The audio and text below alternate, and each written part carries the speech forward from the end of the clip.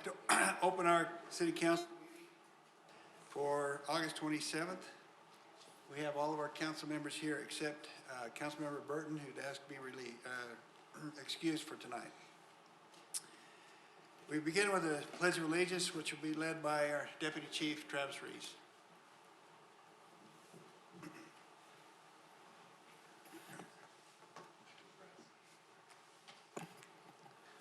I pledge allegiance to the flag of the United States of America and to the republic for which it stands, one nation, under God, indivisible, with liberty and justice for all. You can be seated. Thank you. The next item of business is citizen comments. I will now open up the time for citizen comments, and a reminder to anyone who wishes to speak to the council tonight that they'll have 3 minutes. And we have one citizen out there. Steve, I don't know if you want to. Welcome, Steve. Seeing no one wishing to come up and speak to council tonight, we'll close citizen comments. Move to item number 4, presentation. We have a presentation discussion with Carlton Christensen of the Utah Transit Authority regarding mass transit initiatives in West Jordan. So Carlton, welcome this evening. Glad to have you here. Thank you. I just realized, did they get this copy? Let me pass it? Sorry. Mayor? That's my short-sightedness. Excuse me, Carlton, 1 second. Yeah. Thank you, Mayor. Just a quick request. If we're going to be receiving something, if an electronic version of this could be added to the agenda later, as well as the presentation. There was nothing available for us in advance, so I'm sure the public would be interested if this could be Okay, amended I'll later. make sure you get a copy of both of those. I'm sorry. Oh, yeah, that would be great. Thanks, Carlton. Yeah, well, what you're receiving is just a map of our service within the city of, when I say our service, the Utah Transit Authority service in the city of West Jordan. On the reverse side of that is each of those routes and their average daily ridership. And it just gives you a sense of which routes are carrying how many passengers within your city. And just also maybe as a point of information, we track both the boardings and off-boardings at each particular stop, including bus stops. And so, as well as ramp deployments for those with ADA needs. So as you're looking to any capital improvements along a particular roadway or looking at development potential that could be tied to transit, certainly consider us a resource of that. And we'll be having an open data portal soon within the next month or two where that data will just be available to the general public. But certainly welcome any inquiries that you have and want to work with you. Having in my previous public service sat through nearly 900 city council meetings, I've gained a deep appreciation for each of you and thankful for the kind of time that you've given me this evening. We always begin our presentations or efforts at UTA with a little bit of a safety reminder and just a reminder of distraction. Sadly, a number of the fatalities associated particularly with our rail service comes from distraction of people not paying attention. And but certainly in the course of our own activities as we drive and other things, just be mindful of putting away things that really in the essence aren't that critical. A couple legislative sessions ago in Senate Bill 136, the legislature made some substantial governance to the Utah Transit Authority, shifted from a 16-member part-time board to a 3 full-time board of trustees. Each of us represent a particular area in our service area. I have been selected by the governor to represent Salt Lake County.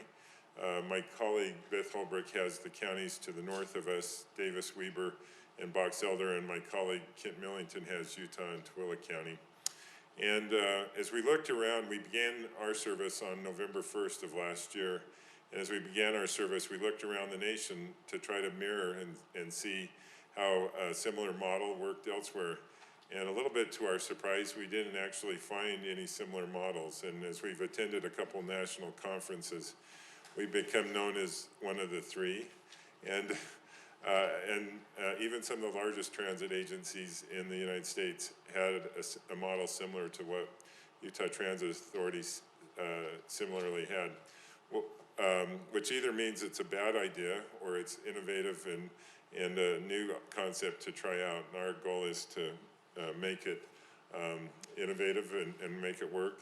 But as representing Salt Lake County, please consider me your point of contact if you have a need or something arises that you have a question about. The legislature also created a local advisory council made up primarily of mayors, chosen by the members of COG. Salt Lake City, because they previously had a single appointment to the prior board, has one position, and the mayor appointed herself to that. They have a lot of feedback on things like our finances, our capital planning, service plans, our transit-oriented development, and then have oversight of us as a board members in our own compensation.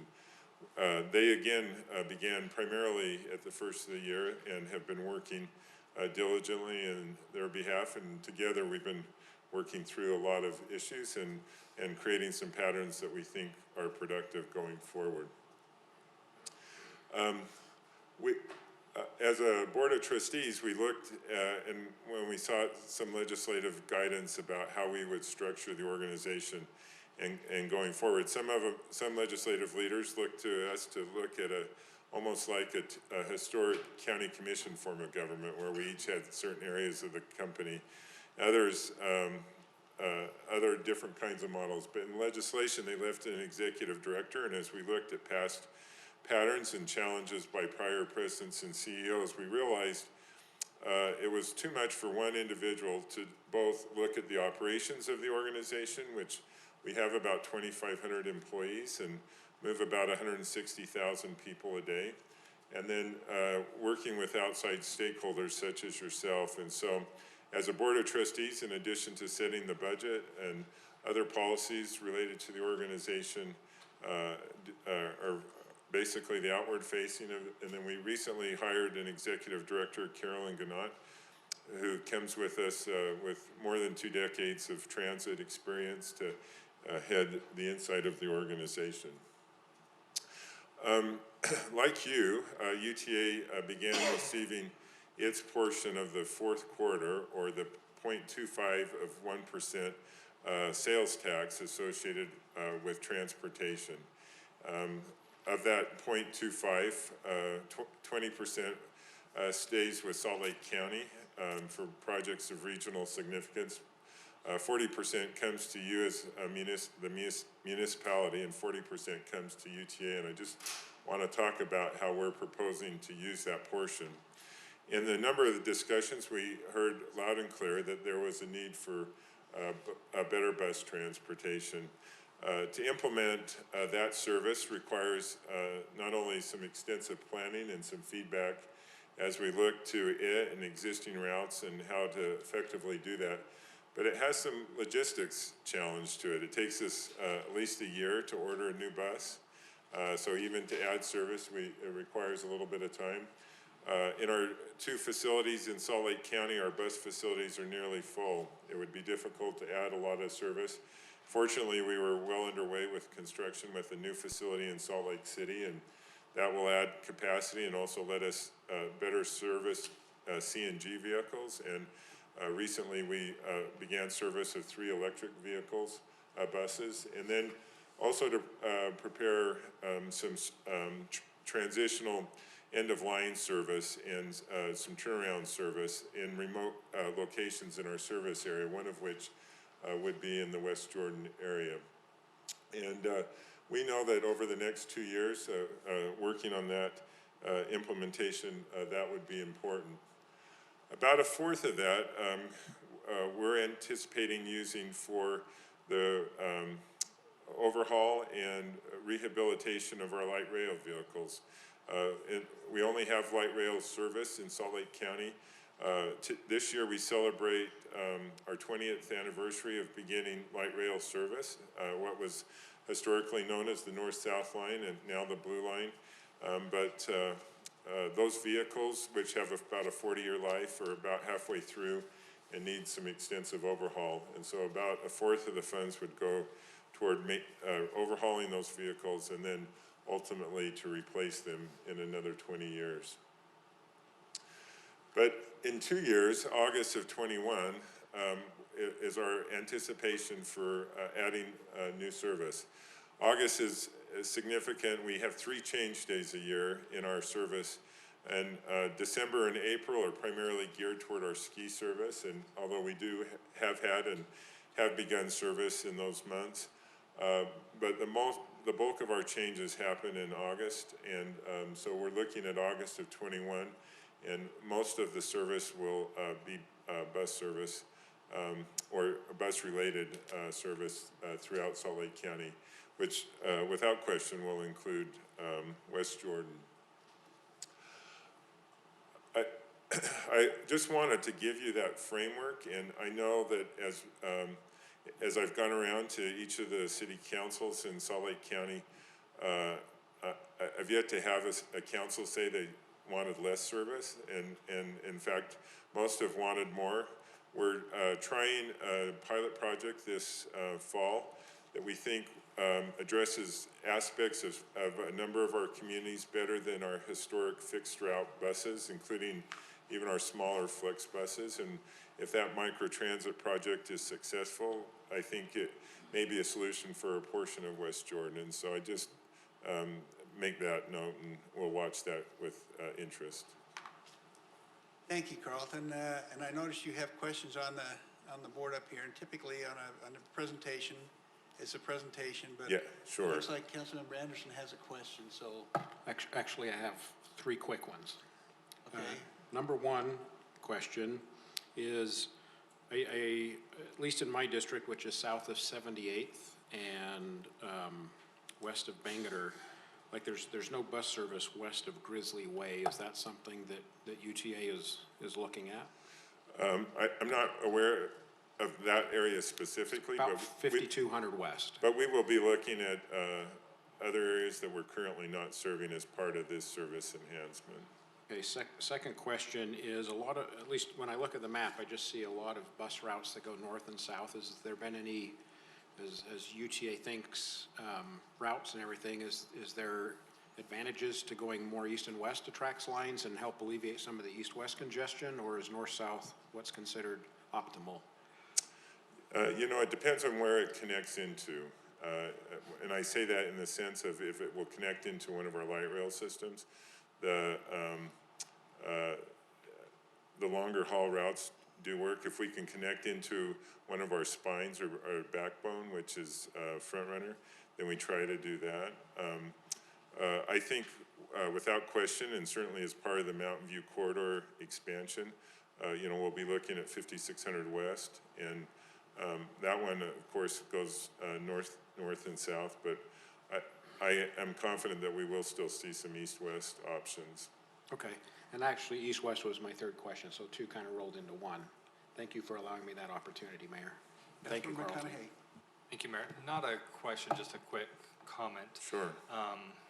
With regard to bus service, I know in both Taylorsville and South Jordan, they've got a number of the carve-outs for the buses to kind of pull out of traffic, especially on Redwood Road. I'm not aware of a single one that we have here in West Jordan. I don't know if that falls with UTA. I'm guessing it's mostly on UDOT, but anything that we could do to get some of those carve-outs, especially around some of the heavier intersections like 70th, 78th, and 90th to help alleviate the congestion right there would be very appreciated. Sure. If I understand correctly, I talked to someone at Taylorsville and they paid for that on Redwood, but maybe you can give more. We try to coordinate with the local municipality, like if you have a road project, we'll work with that. We historically don't do those pullouts, although we will from time to time. We are, as part of this funding, and it was in some of those we're planning to put about $1 million a year toward bus stop improvements. We have 6,000 bus stops in our system. About most of them do not meet the American with Disabilities requirements. They're grandfathered in because of the age of them.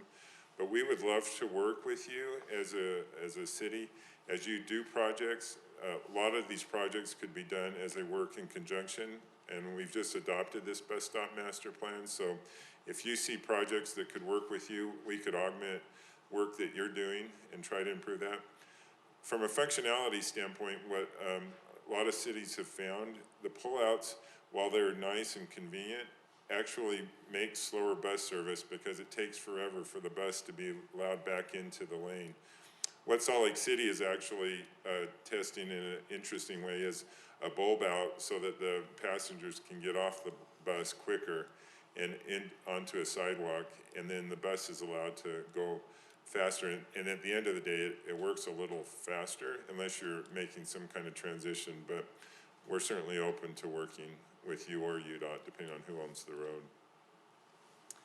Thank you, Carlton, for coming and making that presentation to us. Thanks for letting me take time. You bet. We'll now move to item 5, communications, our city manager. Thank you, Mayor, Council. Just advising you this evening, Brock Hudson has been excused for the evening. He's dealing with a family matter.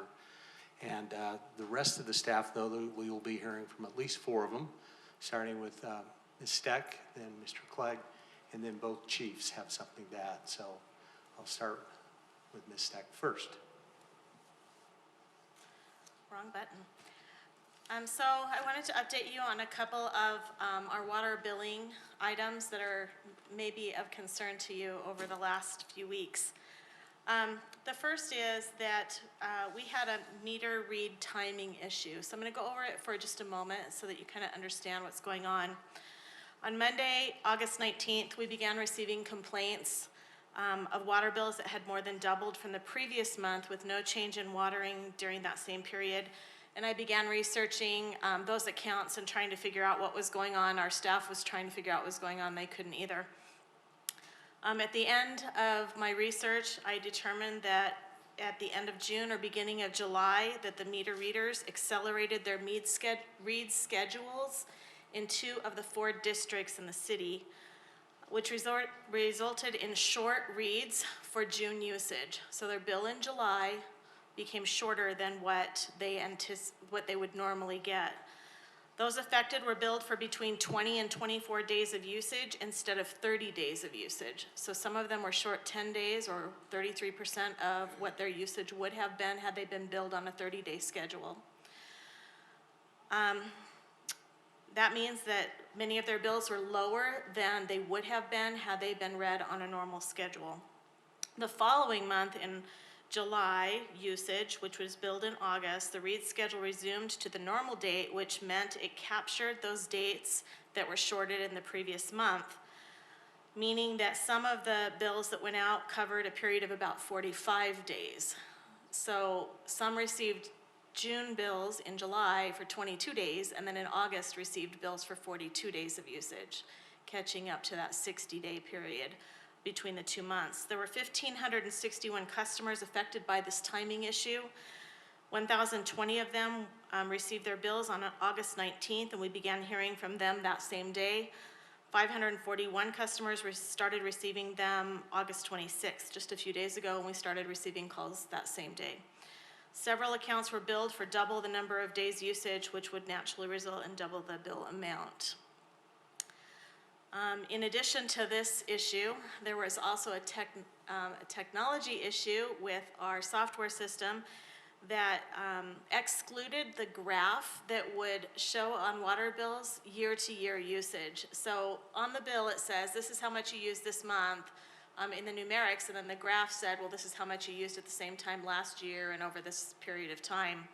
That graph did not print on the bills that went out last week, as well as those that had opted to receive both print and email bills. Only the print options went out, the emails didn't. We've been working with our software company for the last 2 days to try and identify the issue. They are working with our system to try and identify it, and we are holding bills until we can get this resolved, which we hope will be in the next 24 hours. But we have, as of today, we haven't isolated the issue. Now, what could we do about that read timing issue? I've worked with the supervisor over that department and given them a mandate that we will not bill anything less than 28 days and no more than 34 days at any time period.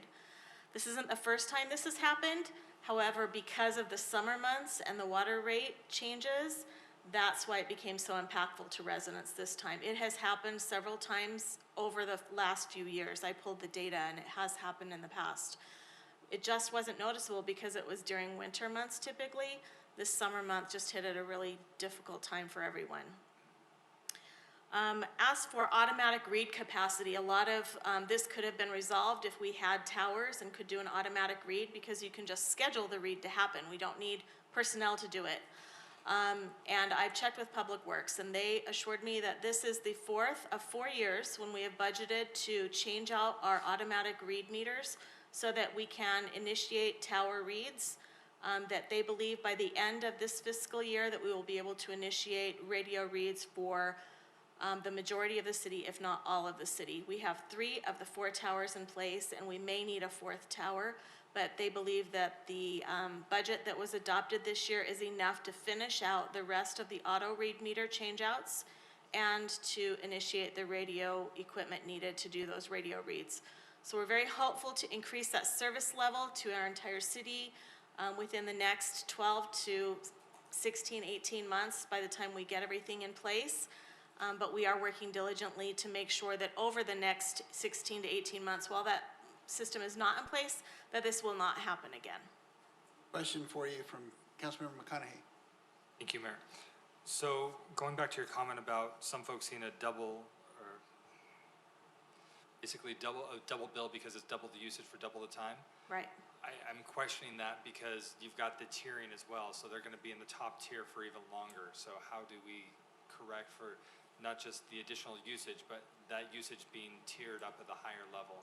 I did write an algorithm through, this data was immense. We have 25,000 accounts and I needed to pull 3 months of data for every account. So it was tedious. But I did write the algorithm for that and did check, and there was no one actually that was impacted. And the reason is because our 3rd tier is so low, it starts at 20,000 gallons or more, that none of those reads that were impacted had less than 20,000 gallons of usage in either month. So they weren't even close to differing on those tiers. So I did run the algorithm so that I recalculated their bills to ensure that we did not overbill anyone, and we did not overbill anyone. It was actually just the way that it was distributed between that 2-month period of time. Councilmember Lamb. Thank you. So my question would be, and obviously I don't think we can discuss it too much on the dais, but for these people that maybe can't afford that big jump of money, are we able to work with those that, you know, maybe can only pay half of that this month and not ding them any late fees? If they contact us, I believe that we could work with them. Our public information, our communications manager is working on notifying all of those customers. We have their addresses and what accounts and how much they were impacted. She'll be writing a letter and email and sending that out this week, and in that we will say if you need financial assistance in making those payments, to please contact our office. Thank you. We're sorry about that. We're working hard not to make that happen again. Thank you. Mayor and Council, I just wanted to give a quick update on the Wild West Playground. It's moving on schedule. They poured the sidewalk today. That'll be completed by this evening. Except for one radius, I'll have to come tomorrow and pour that one. Next week, the pour-in-place contractor will mobilize and start getting the surface, the rubberized surface, drainage put in. So probably 2 weeks on that for him to finish. Once that's done, we got a couple other things, landscaping and different things, and the artificial turf to get put in. We just got bids back on that, so that'll be coming before council, probably next council meeting. So just a quick update. If you have a chance, you guys run over and take a look at it. It's pretty amazing playground. So, thank you. Councilmember Lamb has a question for you, Brian. Thank you, Mayor. Just real quick, I didn't notice the water tower up over there. Is that water tower gonna go back up, or is it still in storage? It's stored, it's been restored. Okay. The Carpenters Union volunteered to restore it for us, so we were able to get that restored. We gotta get some vinyl put on it, to mimic what was on it before, and we're trying to get that completed, but it's gonna be put back in place over Okay. there, so. Thank you. Thank you, Ryan. Chief? Yeah, I just wanted to update everyone on the gas leak that we had on Friday. I know most of you, or probably all of you, were on a text stream that gave updates, but just wanted to explain a couple of things that happened with us, and then also provide an opportunity to answer any questions you might have. All in all, I guess what happened, what made this one so much more significant than most gas leaks is the fact that the leak actually occurred in one of the storm drains. And normally when we get gas leaks, they tend to vent into the atmosphere, and it's not a real big deal. However, this one couldn't do that and just started traveling the storm drain system. So as the firefighters and police and public works were on scene initially, we started trying to get outside of that perimeter to get readings in the storm drains where we could get safe levels. And we just kept having to expand and expand and expand because we continued to get readings. The gas traveled through the storm drain system in kind of a south-southwest way and started approaching Terra Linda Elementary, which was also a concern and something that we were watching. We had contacted the district and had buses ready if we decided we needed to evacuate the school. At that time, we just told them to shelter in place because we were getting 0% readings in the storm drains there. So we actually posted crews at the school there to continuously monitor, and if we started to get high readings, we would start that evacuation.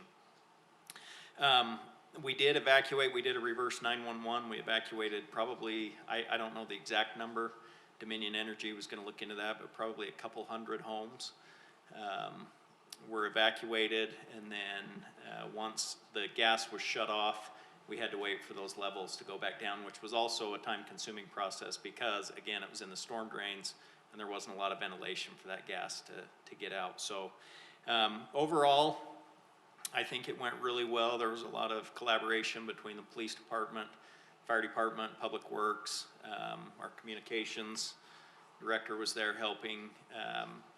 It really went well. There were some things that we could do better, and I think we've learned from those, and we're going to do a debrief with all of the involved parties as well this week and talk about some of those things. I think the biggest thing was the communication, which is often an issue anyway when you're evacuating that many people, but it was not so much the communication getting people out as the communication back to people to allow them to come back into their homes. There were a few things that got kind of complicated in that. But otherwise, any questions or anything that, okay. The only other thing I'll add, just one last thing, our tiller is done and was supposed to leave today. And so if everything went right, it should be on the road today as we speak. So it should be here in a couple days. Thank you. Yep. Chief? Just related to that, the only thing I wanted to add was that we were prepared and worked with the school district to evacuate both Terra Linda and Joel P. Jensen. Their release was delayed slightly because of the events going on the road still being closed. It was a benefit of us to have the extra school resource officers that we've added this year, which is a later consent item, which is why I'm addressing it. But that liaison officer was a benefit to us to get those things rolling right away during that incident and paid off right away. So, You have one question for you from Councilmember Lamb. I don't know if this is for the chief or if this is for David Bricky. Did we find out why a gas line was in our storm drain system? We have been doing research on that very issue. It looks like that particular storm drain didn't have work done in it in the last 20 years. Remarkably, it didn't explode and occur the way it did until that last week. We are working with Dominion to identify how it happened, how to avoid it, and I can probably give you a better update next time we meet. So are they gonna move it? They have- Or is it still in our lines? I'm going to ask Brian to respond to that. They've severed the line. So what happened was, the gas line was put in 1987. When they bored that gas line, they went right through our utility. We were doing our mapping, we TV'd the line, Roots had plugged off the line, so we couldn't get our camera up the line. So the next step is to bring in the Vector truck with the Piranha line and start cutting Roots. Well, we started cutting Roots, and along with that, we get the gas line. So when they responded, they came out, they've severed the line, they've got to run it under our storm drain line once we go in and do our repair to the storm drain line. So we're just collaborating, trying to get a plan together to get that all repaired. Thank you. And I know this isn't the first time this has happened. I've been aware of it. Usually it's found when they do the boring, and they bore into our storm drain line. And this one evidently, whoever did that said, never mind, we'll just move on. So, okay, we'll move to City Council communications. Start with Councilmember Anderson. I have nothing to report tonight. Thank you, Mayor. Councilmember Jacob. I likewise have nothing to report tonight, thank you. And Councilmember Whitelock. Nothing. Councilmember Lamb. Nothing. Councilmember McConaughey. I really want to break the trend, but I got nothing. Oh, and we are done with that. That's a first time. I have not been, there's no public hearings tonight, so we'll move on to item number 7. I have not been asked to pull any consent items, so we will entertain a motion at this point. Councilmember Anderson. I'll move to approve all items on the consent calendar. Second. Councilmember Jacob. We have a motion by Councilmember Anderson, a second by Councilmember Jacob. Discussion to the motion. Seeing none, let's vote. Councilmember Anderson, Yes. Councilmember Jacob, Yes. Councilmember Lamb, Yes. Councilmember McConaughey, Aye. Mayor Riding, Yes. and Councilmember Whitelock. Yes. Motion passes 6-0. Item 9A, business item. Convene as the Board of Canvassers and approve Resolution 19-163, accepting and approving the results of the municipal primary election held on August 13th, 2019, as shown on the canvass report. Jamie. Okay, I was under the impression that I was to keep these results top secret like Fort Knox, and I found that apparently they've been out there for a while, so I apologize that you're just getting them now. Also, by the way, the staff report that I distributed to you, the only reason Mr. Murray's signature is not on it is that although he did review the shell of the report, I didn't have the numbers, and so I didn't have him sign it. These are the final official numbers for the mayoral race. For Council District number 1, Council District number 3, for number 4, and there should be more. All righty, we will wing it. Hold that thought. They're hidden? Okay.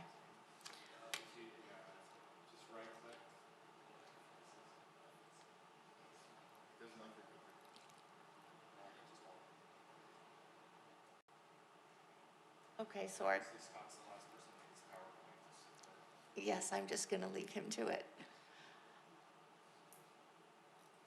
So our turnout for the 2019 primary was 20.5%, which I always think the turnout is sad, and it is sad. The last election, it was 31.72%. We did have a bond and also the change in the form of government, but obviously I'd love to see the 20.5 increase in the general. Mail-in votes as opposed to in-person voting, 10,051 votes were cast by mail. A whopping 129 folks walked into the vote centers and voted in person. Number of provisional ballots cast at the vote centers was only 6, and all 6 of those were accepted. There were none that were disqualified. General election is November 5th, 2019. I know there are only 4 of you in the audience, and I'm preaching to the choir to ask you to vote, but for anyone else out there, please show up and vote at the polls in November 5th. Does the council or mayor have any questions? Councilmember McConaughey. Thank you, Mayor. I do have a question, well, a request, I guess. It's interesting to see the results election over election, but last one was also presidential election, so I wonder how much that impacted. So if we could also see from 4 years ago as well. Okay, I think that might give us, and I'm not as concerned about it for the primary, but when we do this again for the general, that's when I'll be especially curious to see where that lands. Other than that, I just want to say thank you. I know there's a lot of time and a lot of effort that the clerks go to and a lot of hand-holding. You've got a lot of folks who are really excited to get involved with local government, and I mean, even having been almost 8 years here, I know I still only see about this much of what happens behind closed doors. I know you've had to put elements of your own life on hold to take care of the election, and just on behalf of the residents of West Jordan, thank you for all that you do to make sure that this is a fair election where people can voice their opinion. And I know it's a lot and it's very demanding. That very much. Thank you, thank you, thank you. Happy to do it. Councilmember Jacob. Thank you, Mayor. I had just one quick question. On this statistics page in the packet, it just mentions 22 election day vote centers. Is that, I assume that's county-wide, right? You know what, I did, when I called the county to confirm a couple of other details, I missed that one. I believe we had 2 vote centers. I think we did too. So, yes, I believe that's a typo. Just checking, because I was thinking if we had 68 vote center workers in our city, we could probably have pared that down a little bit, but that's They not were up to very us, that's up bored. to the county. So, okay, I just wanted to double check on that, and again, to echo what Councilmember McConaughey said, thank you for your work on this. It was not you. a smooth sailing process It's this time definitely a learning around. experience. So, I appreciate everything you've been Thank able to do. Thanks. Councilmember McConaughey. Seeing nobody else lit up for a comment, I move to approve resolution 19-163, and implied with that is a big vote of thanks for our interim city recorder / clerk. Councilmember Anderson. I would be most happy to second that motion. We have a motion by Councilmember McConaughey and a second by Councilmember Anderson. Discussion to the motion. Since you made the motion prior to me being able to say thank you as well, I really appreciate all that Jamie has done throughout this entire election. For your first one, right? It's the first one to go through.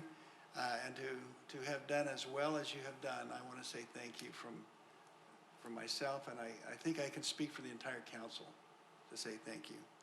So with that, let's vote. Appreciate that, thank you. Councilmember Whitelock. No. Councilmember McConaughey. Aye. Councilmember Lamb. Yes. Mayor Riding. Yes? Councilmember Jacob. Yes. Councilmember Anderson. Yes. Motion passes 5-1. Business item 9B, update regarding the Western Stampede. And I think that Tani is here to give that tonight.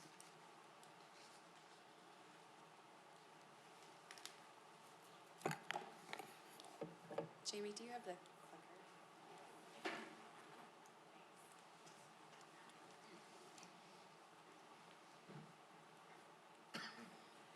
Council members, I feel so lucky to be here to report on this today. I feel like I get to bring all the good news, and I was a latecomer to the party. So thank you for letting me share this with you while Corbin is out sick and my team is at home with their families. I do want to start by giving a big thank you to the staff that put on the Western Stampede this year, primarily Corbin, who picked up the slack as my predecessor was leaving and kind of carried the event from a management perspective, as well as Heather and Lindsay that just put countless hours into the event, and then to our council, our city staff, and our Western Stampede committee that all just put in a ton of hours to make this such a huge success. I'm really excited to start out with some really good news, and I want to start by talking about our rodeo attendance. And we have a little graph here. I just wanted to show you the increase in rodeo attendance year over year, and was really excited as I was reviewing the event with Heather and Lindsay to see that we outpaced last year's sales by over 1,000 tickets, which is really exciting. We had record attendance numbers this year, and we had an overall 11% increase. And looking forward to the future, we think we can continue to increase those numbers. We did have a sellout on the evening of July 4th. We had a little bit of wiggle room on the 5th and 6th, and that's where those outside days are where we're going to look to increase our attendance at future rodeos. This is probably the most exciting chart in the entire slide deck, and it's our revenue comparison. You can see year over year revenue is up. This year, our total ticket sales for the rodeo were just over $10,000, and our total revenue on the event, clear up there at the top at just over 126,000. This money goes back into the general fund, which helps us to fund our events and activities and city activities. So very happy about that, and we'll continue to look at ways that we can keep increasing the revenue on this rodeo event and help cover the costs of this awesome weekend that we provide our city residents. We have a question for you. Yeah. Councilmember Lamb. Just wondering if we have any data that can show, obviously 2017 to 2018, very good, but what did we do differently this year? Did ticket prices go up, or what are some more things that we did to increase that revenue? Yeah, that's a great question. Ticket prices actually stayed flat this year, so this was just a net increase in ticket sales. We had fewer VIP tickets that we gave out this year, which accounted for the ability to sell some more tickets, which was great. It also is some back-end marketing that we've done on our part. For instance, year over year in those first years, we weren't remarketing to people who had purchased tickets in the past. This year, we collected the emails for the past 2 to 3 years of rodeo attendees, and we remarketed to those individuals, which we're going to invest in even more in the future and kind of keep that up. We did see when we would send out an email to our previous ticket buyers, we saw about a 30% click-through rate on some of them and up to a 60% click-through rate on others. So that's a very effective means of advertising for us, and I think that accounted in large part for some of those great ticket sales that we had. And I just think as the rodeo continues to gain in reputation and as our residents kind of continue to see the efforts that are being made into the 4th of July festivities, they're just kind of drifting on down to the city center and participating more than they ever have before. Great, thank you. Yeah. Councilmember Anderson. Thank you, Mayor.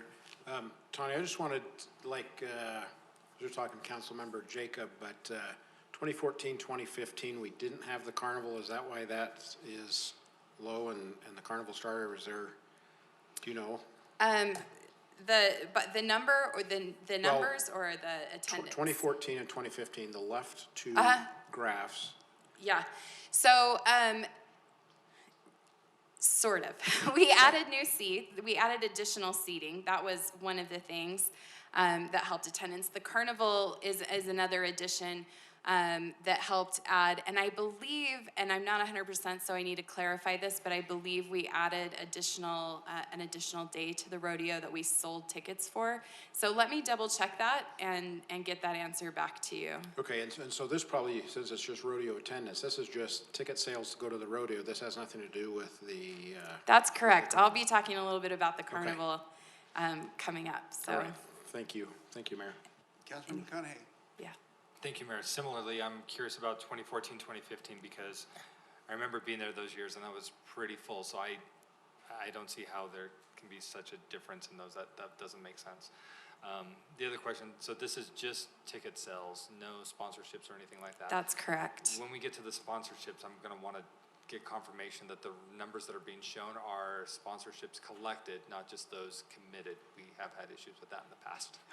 So that's a great question, and one that I'm still working with staff on to solidify, because I noticed that same discrepancy. So we actually took that slide out, and we'll be reporting that to you in follow-up, because we want to make sure we're getting you guys the right numbers. Okay. This is just a darn cute photo of one of our mutton busters. Aren't these kids the best? This just happens to be one of my favorite photos from the event, and one that our staff pulled in. And I think it really captures what the spirit of Western Stampede is all about. This is an overhead photo of our carnival. You can see the scope kind of when you look at it from this aerial view. Our carnival generated just under $40,000 in revenue this year, which we're very excited about. In general, the feedback we received on the carnival was very positive this year. And it's a new company that we're working with, and we're kind of looking at ways that we can adjust for next year and just make it even better. So I don't know if anybody has any questions about the carnival itself. Okay. Councilmember Lamb does. Oh, okay. Sorry about Yes. that. Yep, I've let me already back talked to up. Brian about this, but one of the bigger complaints I had was the grass. And I know there's reasons why it's like that. I'm not sure if there's something we can do in the future to make it so it's not as dead. But I'm not asking for an answer right now. But that was my biggest complaint, was the grass is dead, and I understand. So just wanted to put that out there. Brian, do you want to add to this? Okay. Spray paint. That's what Chris said. Okay, our Family Fun Night has become a really big part of our celebration in the park. We have lots of free activities. We encourage the families to come out and enjoy the fun. This year we had the children's parade. We had some of the inflatables there. We had pony rides, and one of the most popular was our canine demonstration from our police force. That's one of the really exciting things and a big hit. And we also had the movie in the park, which was really popular with our families. Because it's been so well attended and we continue to receive positive feedback, we will be continuing with that in the future. And this is where we did garner the most in sponsorships, Councilmember McConaughey. So this is where we'll be doing the follow-up report. Initial estimates on this night alone were about $7,000, but I want to make sure that we're reporting that money appropriately. This was also another successful year for us with the Memorial Fun Run. We had a great turnout. The most exciting thing is that our registration numbers were triple that of 2018, and that is due in large part to the efforts of Heather and Lindsay doing some real strong recruiting with our Healthy West Jordan Committee. They reached out to the high schools, and they sort of generated a high school challenge, kind of an inner city high school run challenge. And we had not only bigger numbers, but we had more youth participating than ever before. It was such a success, and the high schools have reported such excitement over it. We will continue to follow that and do it next year. Obviously, supporting Healthy West Jordan as this particular feature of the event grows. Yeah, please. Not really a question, a comment. Okay. I serve on that committee. Okay. And they're asking for more help on that Yes. event. I've spoke with Corbin, but not Mr. Bricky yet. So just an FYI, I will be speaking to David about it because they've asked me to. Yes, thank you, Councilmember. We have talked to them about that as well, and we understand that their resources are limited and they're looking for some extra assistance for next year. So we appreciate your feedback. So some of the positive changes that we had with the entire event this year, not just the rodeo, were the addition of vendor lighting, the carnival extension, a bigger carnival, a stock contractor, greater hospitality, and some arena improvements. And that's the next thing that I want to talk about. So earlier this year, the council gave us about $75,000 to complete arena improvements.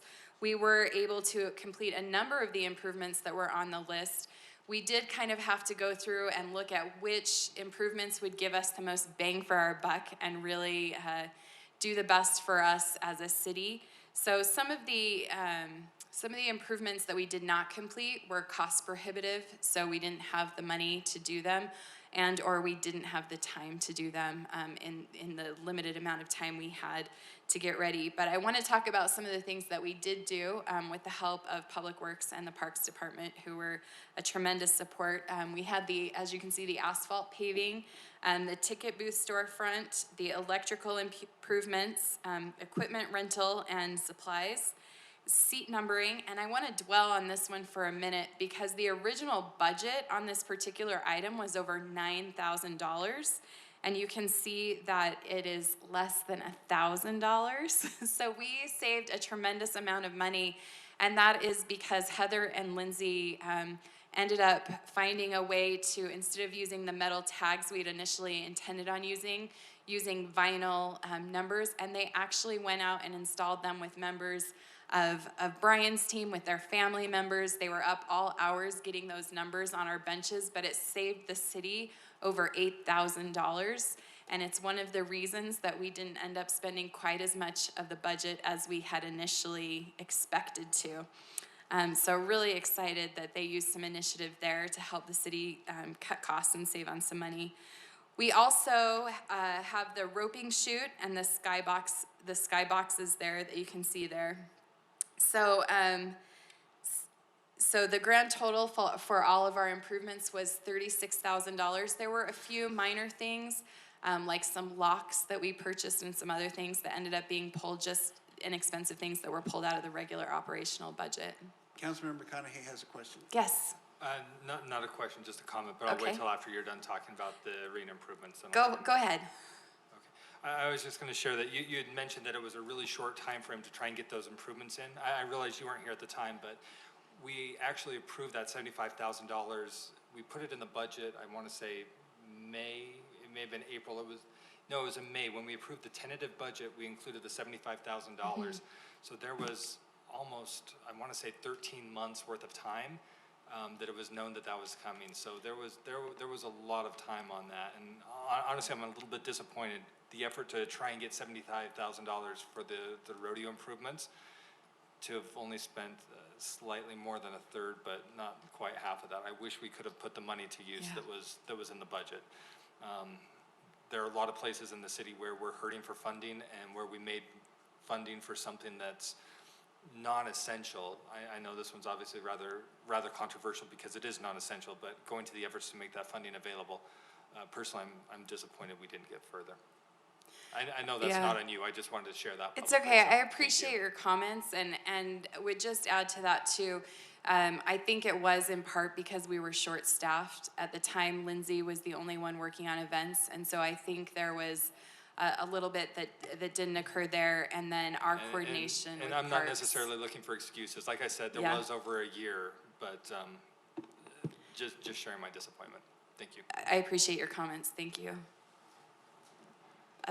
Any other thoughts or comments? Okay. So I just want to talk about some of the possibilities that we've discussed for next year. One of the things that we'd really like to do is we're looking at the possibility of taking our fireworks show from 1 day to 3. The fireworks are a huge hit, and we anticipate that increased ticket sales from our rodeo will actually cover the cost of those additional 2 days and can be actually contained within the contract that we already have. So that's something that we're gonna really look at doing and making sure that we have the revenue to cover. And it's something that our residents have asked us for quite a bit. Another thing that we're looking at is to continue arena improvements and build upon the things that we've been able to do in the past. We're also looking at options for doing a concert. We've had several people approach us about a desire for a country western concert and think there's potential for that as a good fit. And so that's something that we'll look at and pursue. And then the other thing that we haven't done in the past that we can do moving forward is we have Slack events. And these are the events that occur after our primetime rodeo events from 8 to 10 that occur in the evening. And that's something we could do is advertise those events a little bit better. So I think the Slack, didn't it go till about 3 in the morning? it did, Mayor. That's something that both Corbin and I have our eye on, and we're looking to mitigate those issues and see how we can reorganize things to not put quite the impact on the residents in the surrounding area. Yes, we've had a complaint or two. Oh, I'm sure we have. Councilmember Lamb. Thank you. One thing I forgot on the booths, this year there was maybe a lack of communication for the political candidates, and they were put in another part of the park that probably wasn't as well traveled. I would like to see that next year, I don't worry about it, but in 2 years, if they could be put back with the booths along the main corridor, it makes more sense than to put them out in the pasture. So. Thank you. And then one thing I would have you look at, Taylorsville Days. My parents live in Taylorsville, and they do a great job as far as concerts go. do. We always love to go watch the Neil Diamond concert, which is it's not Neil Diamond, but I mean, who doesn't love Coming to America on July 4th, right? So they put on a pretty good show over there, even though they don't have a rodeo. And I know Yep. rodeo is our first thing, but maybe there's something that we can look at what they do, because they do a great job of getting people to that park, and that park is full all 3 days. Yeah. So. Thank you, Councilmember. We've been in touch with Representative Dunnigan and have had some conversations with him on this very topic. And he's been a really great resource and really willing to share with us. So we agree with you. Councilmember Whitelock. So maybe it's the burn nurse in me. Maybe it's that I look at Facebook. I don't really see the need for a 3-day fireworks. We live in a bowl. We have air quality problems. I think 1 day is maybe sufficient. I think that people that come to the rodeo because they want to come to the rodeo, not because you're putting on fireworks. I like 1 day, but I would struggle with that. And then just the concern was brought up, we need to be good neighbors. And Slack events that are going well past midnight is not a good neighbor. If you go to a KOA camp, 10 o'clock is quiet time. So I'd like to see us try to be good neighbors, because yes, maybe they built near a venue that's going to put on these events, but so if the committee could just keep that in mind. I appreciate the enthusiasm and wanting to grow everything. And it's not that I'm against growth, but I want to have controlled growth in all things. Thank you. Thank you. Councilmember Anderson. Thank you, Mayor. I'm going to echo being a good neighbor. I mean, that was our slogan, home of the good neighbor at one point in time. And I think we need to be mindful of that. I am appreciative of these ideas to make it stronger and better. I do like the concert option, and maybe, you know, if we hit, we already sold out 1 day, and we had 2 days that were pretty much sold out. So unless we put some major improvements into the arena, we get to the point of 3 sold out. I think the concert is an easy fix. It's a stage, and let people sit on the lawn. My in-laws don't live in Taylorsville, they live in Midvale, and we go to Harvest Days for the fireworks and the concerts there in their amphitheater. Yeah. And that's pretty well attended. So if we don't have the funds to really do some improvements for seating at the arena, concert to me seems like an easy fix as an alternative as the rodeo sells out. So, but I appreciate these ideas and suggestions. Thank you, Tani. Thank you, Mayor. Thank you. Thank you. Councilmember McConaughey. Thank you, Mayor. Again, I just wanted to say thank you for the work on this one. When it comes to some of these thoughts for next year, we haven't really stated anything tonight, but obviously this will be a very different rodeo next year, where it won't necessarily have the council involvement, rather it falls to the office of the mayor. While I have plenty of opinions on these, I'll withhold for now, but hopefully during council retreat, in January, this could be added to the list. Just events could be added to the list of things to discuss with the new council so that things can start off on the right footing. It's definitely going to be a whole new rodeo for all of us, whether it's in the seat of the mayor or the seat of the council. So getting to start on this as quick as possible with the new council, I think having that agendized as part of council retreat would be very appropriate. Thank you, Mayor. Appreciate that. I just have this one last slide. So looking ahead, some of the things that we're already looking at, and I appreciate your comments. We are already looking ahead to the next year's rodeo and looking at some of our contracts and vendors is a revised layout in the park that would address some of the booth-specific questions that have come up, as well as some of the booth feedback we received from our vendors. More craft and food vendors, improved traffic flow over the whole entire site, an expanded entertainment stage, which we believe can be built within our existing budget, and increased sponsorships to cover some of these items. And then it is time, I'm just gonna put a bug in everyone's ear, it's that time of year that you all love. It's time to start thinking about a new city float. Our float contract has expired, and we've returned the items to, or are in the process of returning the items to Modern Display. We do still have our float base, so we will actually be looking at some new ideas for the coming year. So I have a question regarding that. It's, was this float in the 24th of July parade as well? Yes. So do we follow the, they usually have a theme on the 24th of July parade. Do we follow that theme when we're putting this together? So the original, so this is 2 years old. So the original iteration of this float, it's been changed up just slightly, but it was actually, I believe, based on the 24th of July theme. That's why you can kind of see it, it's kind of got a space theme. It was a future theme, I believe. Somebody correct me if I'm wrong, because this is a little bit past my area of expertise. Well, I guess that would be the only thing I'd want to have in the notes, is that when we're looking at the float for the next year, that we know what the theme is from the 24th of July, and then we apply that to the float as well. Yeah. One of the challenges that we have with that 24th of July parade too, Mayor, is that when we enter a float into that particular parade, we actually have to have the float downtown the day before, and we end up paying several hours of overtime as we pay staff to sit with the float for a 24-hour period, because we're not allowed to leave it alone. So that's something we're also looking at to make sure that we're using public funds wisely.